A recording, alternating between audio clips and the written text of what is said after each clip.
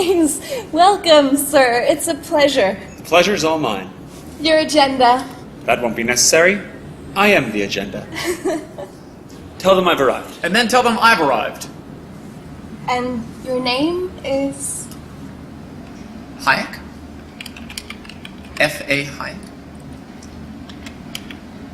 With an H.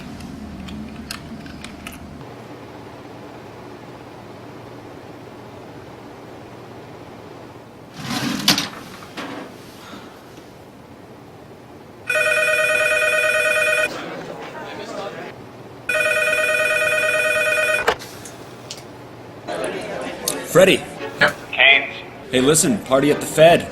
Already? 20 minutes. Lobby. John Maynard Keynes. F.A. Hayek. Yeah, we're opposed.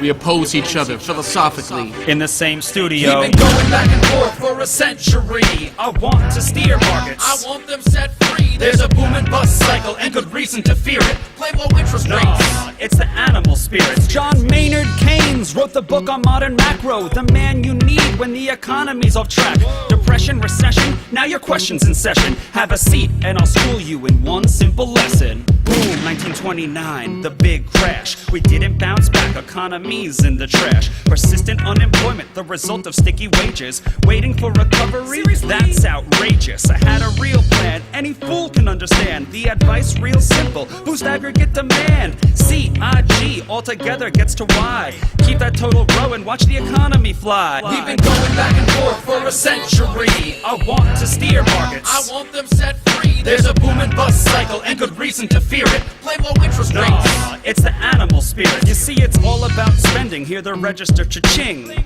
Circular flow, the dough is everything. So if that flow is getting low, doesn't matter the reason. We need more government spending. Now it's stimulus season, so forget about saving. Get it straight out of your head. Like I said, in the long run, we're all dead. Savings is destruction, that's the paradox of thrift. Don't keep money in your pocket or that growth will never lift. Because business is driven by the animal spirits, the bull and the bear, and there's reasons to fear its effects on capital investment, income, and growth. That's why the state should fill the gap with stimulus, both the monetary and the fiscal. They're equally correct. Public works, digging ditches, war has the same effect. Even a broken window helps the glass man have some wealth. The multiplier driving higher the economy's health. And if the central bank's interest rate policy tanks, a liquidity trap, that new money stuck in the banks. Deficits could be the cure you've been looking for.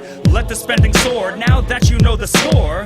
My general theories made quite an impression. Revolution. I transformed the econ profession. You know me, modesty, still I'm taking a bow. So say it loud and say it proud, we're all Keynesians now. We've been going back and forth for a century. I want to steer markets. I want them set free. There's a boom and bust cycle and good reason to fear it. I made my case, Freddie H. Listen up, can you hear it? I'll begin in broad strokes, just like my friend Keynes. His theory conceals the mechanics to change. That simple equation, too much aggregation, ignores human action and motivation. Yet it continues as a justification for bailouts, payoffs by polls with machinations. You provide them with cover to sell us a free lunch. Then all that we're left with is debt and a bunch. If you're living high on that cheap credit hog, don't look for a cure from the hair of the dog. Real savings come first if you want to invest. The market coordinates time with interest. Your focus on spending is pushing on thread. In the long run, my friend, it's your theory that's dead.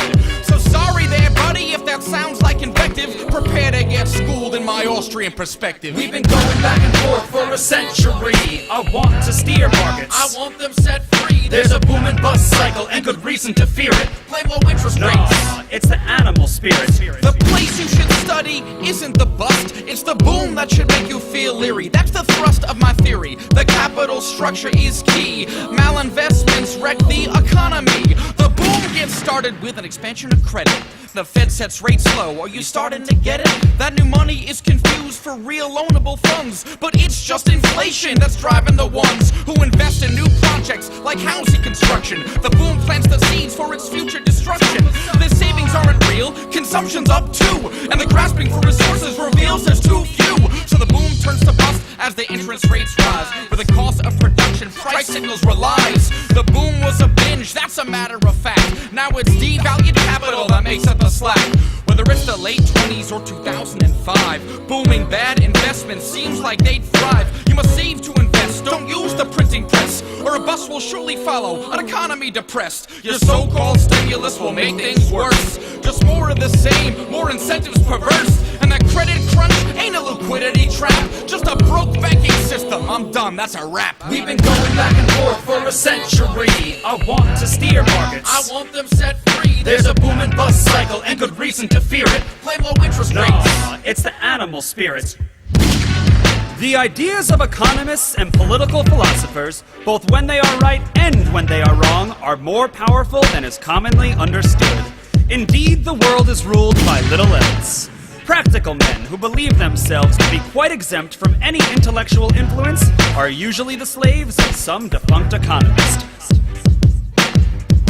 The curious task of economics is to demonstrate to men how little they really know about what they imagine they can design. They've been going back and forth for a century.